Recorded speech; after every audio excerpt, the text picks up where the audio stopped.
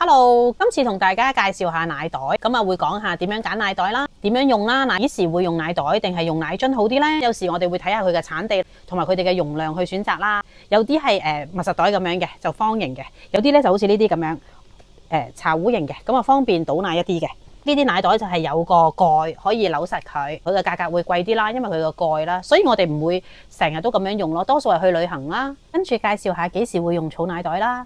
咁未係即時飲用嘅，咁可以擺喺雪櫃儲奶啦。咁我就會用儲奶袋啦，或者儲奶樽啦，可以循環用啦。奶袋就係一次性嘅，咁我會買一個密實盒啦，啱翻你奶樽嘅 size 啦，可以擺奶樽入去個密實盒，再擺喺雪櫃啦。睇下啲奶嘅時候，我可以成盒攞出嚟，咁我揀我有需要用嗰包奶。當然我哋會擺高嗰一層，即係啦，啲生肉啊唔好喺上面咯。咁但係我都會加一個密實盒，咁起碼氣味啊各樣嗰啲就唔會影響到啲奶咯。好，跟住就教下點樣用個儲奶袋啦。咁平時咧，泵完落個樽啦。如果你係想儲落個袋度嘅，咁就直接倒落去啦。咁變相但係你要洗多一個樽，所以咧有時咧就有一啲奶袋夾，就係駁落個喇叭嗰度，有窄口嘅款啦，闊口嘅款，咁啊駁落去對應嘅喇叭，你就可以直接夾個奶袋喺下面打開啦。咁啊變相直接泵奶落咗個袋嗰度，唔使洗多個樽啦，乾淨衛生一啲，咁啊直接儲存咯。呢啲免提，咁啊仲方便。咁啊泵完之後拎出嚟就直接攞走部機就可以倒落個奶袋入邊咯。咁我就教下大家用啦。咁啊搣出嚟啦，因為其實佢每一個有時會有一啲鉸剪嘅示範，咁啊叫人哋剪，但係其實千祈唔好用鉸剪，因為你唔知你嘅鉸剪乾唔乾淨啦。其實佢係一個示意圖啦，咁你搣開佢就得噶啦。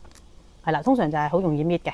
咁打開佢啦，咁你隻手千祈唔好攝咗入去啦，同埋亦都唔好用個口好似吹啖氣吹脹佢咁樣，呢啲都唔需要。壓一壓開佢，呢個係韓國做100毫升嘅，咁佢細細個，咁有時啱一啲剛剛開始啦，或者我哋每一餐未係需要飲用到好多嘅媽媽啦，呢個可以直接喺呢個奶袋倒入去啦，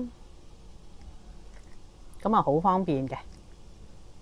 佢有時有啲空氣噶嘛呢度，其實咁我就會盡量壓走晒，跟住壓到最高。咁我咁樣先至會嗱，好薄片嘅，係啦，慢慢練啦。有時唔熟嘅時候，咁啊容易擠出嚟嘅。如果整得唔好，咁有時咧，如果我擺喺雪櫃嗰格咧，我就會就咁算啦。因為轉個頭可能幾日就會飲啦。咁如果我做冰奶咧，因為想慳位啊嘛，因為你冰奶未知幾時飲噶嘛，咁我就會打平佢啦。我會喺個冰格嗰度整平佢啦。如果一包會再搭一包咧，咁啊會更加平。就會建議擺一張廚房紙，等佢唔好咁容易撕得裂開咯。有時有啲人成日話啲奶袋爆，可能係咁嘅原因咯。咁我又未遇過咁樣情況啦。咁當佢雪到硬晒嘅時候啦，咁啊變咗一個薄片，我就會凍起佢啦。咁啊好似一本書本咁樣，好慳位，就喺個盒入邊咯。咁啊方便我哋可以去揾啦。假設4月1號啦，咁跟住我就會幾多點泵嘅，幾多毫升咁樣咯。係啦，又唔使寫幾多分嘅，因為其實你唔會2點又泵2次噶嘛，係啦，你寫2點啦，咁啊大約就 OK 啦。3點咪3點咁樣咯，就唔使3點15分咁，反而容易睇啲咯。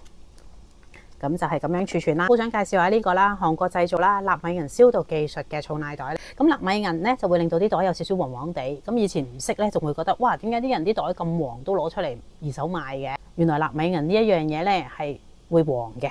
所以佢嘅袋係呈現係唔係全透明咁樣咯，係黃黃地。咁佢同埋佢嘅茶壺型啦，非常之特別啦。喺呢度入，咁就呢度會可以斟到出嚟咯。咁如果有時我哋屋企係姐姐幫手啊，或者啲長輩幫手咧，咁啊非常方便。咁佢哋會乾淨衞生一啲，係啦。咁呢啲咧可能會外露嘅，但係呢一啲咧佢有個嘴咧就係重新搣過嘅，咁就會方便好多啦。你見到個袋啦係茶壺型，咁我哋就將會喺呢度入奶入去，跟住喺呢度倒翻出嚟，咁就會容易操作啦。同埋佢係250ml啦，咁你唔一定要擺到好滿嘅。但係如果佢指明250ml，你就唔好太多啦，因為水變冰會膨脹啦。佢呢一個有個 easy cut啦，咁又係搣就可以噶啦，千祈唔好用鉸剪，除非一把全新嘅鉸剪啦。咁啊打開佢，唔好用口喎，就咁用手得噶啦。將呢個倒過去啦。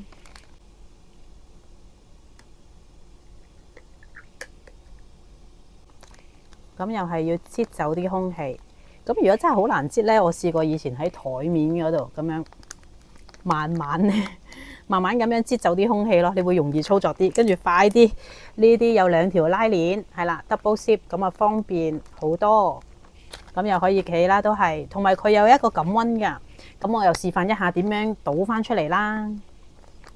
咁咁嗱，呢啲款式咧就要喺呢度直接倒。咁茶壺型咧就太好啦，就喺呢度搣。佢又係用鉸剪示意圖嘅，唔使用鉸剪，係啦，直接搣。洗乾淨隻手啦，當然呢個係窄口嘅樽啦，係啦。咁啊好方便，你見佢一個口，咁就可以 OK 噶啦，係啦。所以佢係操作好方便嘅。都希望今集嘅內容對大家有用啦。如果大家關於有啲母乳啊、儲奶、餵奶、泵奶啊各樣有啲咩唔明嘅，咁都歡迎 PM 我哋啦，或者留言俾我哋。咁中意嘅都可以俾個 like 啦，或者訂閱我哋嘅YouTube 啊。咁希望嚟緊我哋會再多啲片可以介紹俾大家咯。多謝收睇。